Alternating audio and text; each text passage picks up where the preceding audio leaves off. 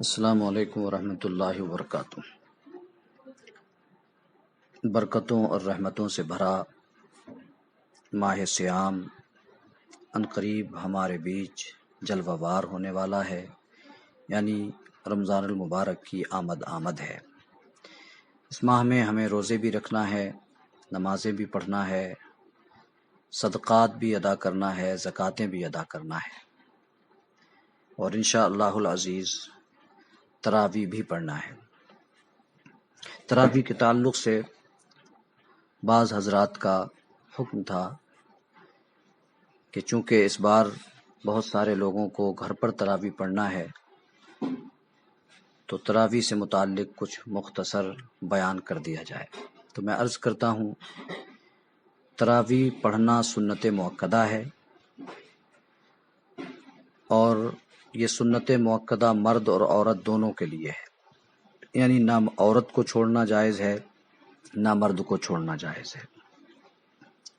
رہی بات تراویح کی جماعت کی، تو تراویح کی جماعت سنت کفایہ ہے، یعنی اگر مسجد میں بعض لوگوں نے جماعت سے ادا کر لی تو دوسرے بعض جماعت چھوڑنے کی وجہ سے گناہگار نہیں ہوں گے۔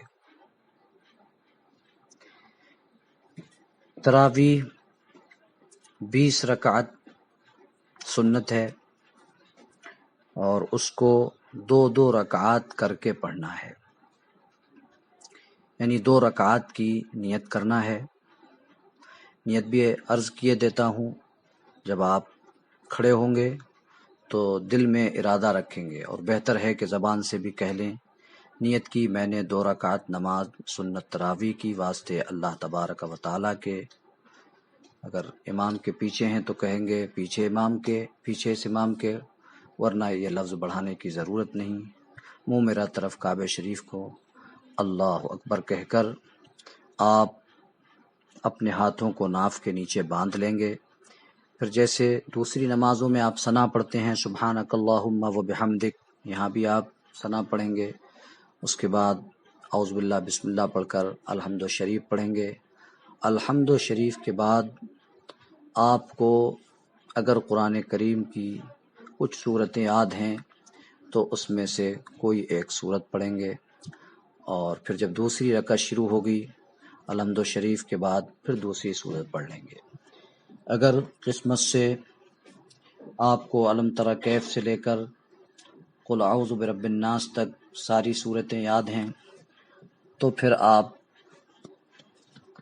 پہلی رکعت میں، یعنی جب شروع کر رہے ہیں تراویح، تو الحمد شریف کے بعد میں آپ الم تری کیف پڑھیے، اور پھر ہر رکعت میں ایک آگے والی صورت ملاتے چلے جائیے۔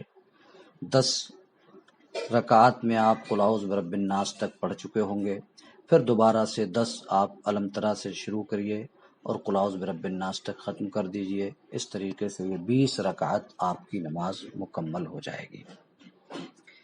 تراویح کا وقت عشاء کی فرض نماز پڑھ لینے کے بعد سے شروع ہوتا ہے اور طلوع فجر سے پہلے تک رہتا ہے۔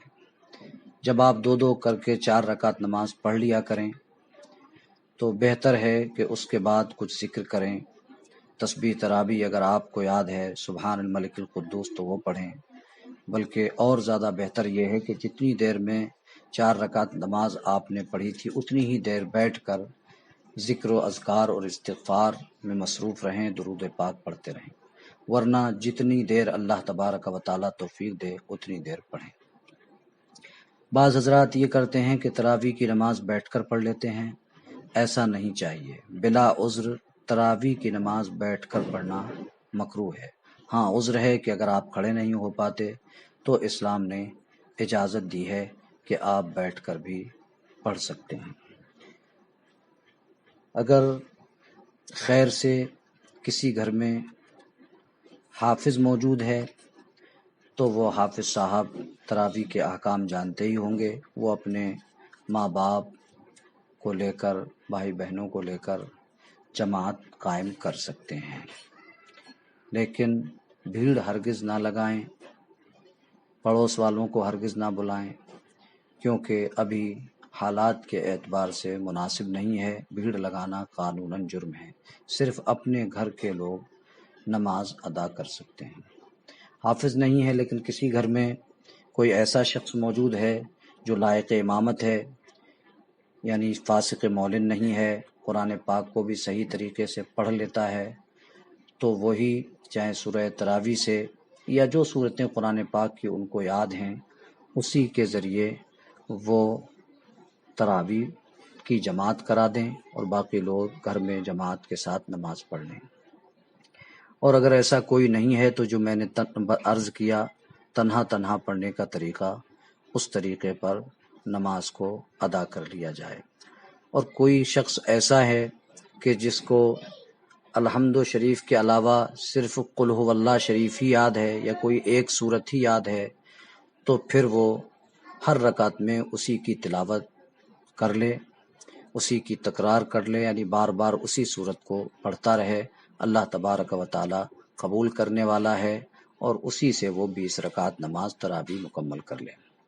طریقہ یہ رکھیں کہ پہلے عشاء کی نماز ادا کریں، یعنی فرض ادا کریں، تو اللہ توفیق دے تو 4 فرض سے پہلے 4 سنت پڑھیں، پھر 4 فرض پڑھیں، اس کے بعد 2 سنت پڑھیں، پھر 2 رکعت نماز نفل پڑھیں، اس کے بعد 20 رکعت تراویح پڑھیں۔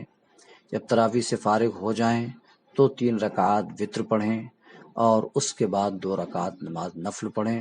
باقی اللہ تبارک و تعالی جتنی توفیق عطا فرمائے نفل پڑھنے کی، زیادہ سے زیادہ نوافل رمضان شریف میں پڑھتے رہیں، کیونکہ اللہ تبارک و تعالی رمضان المبارک میں نفل کا ثواب فرض کے برابر عطا فرماتا ہے۔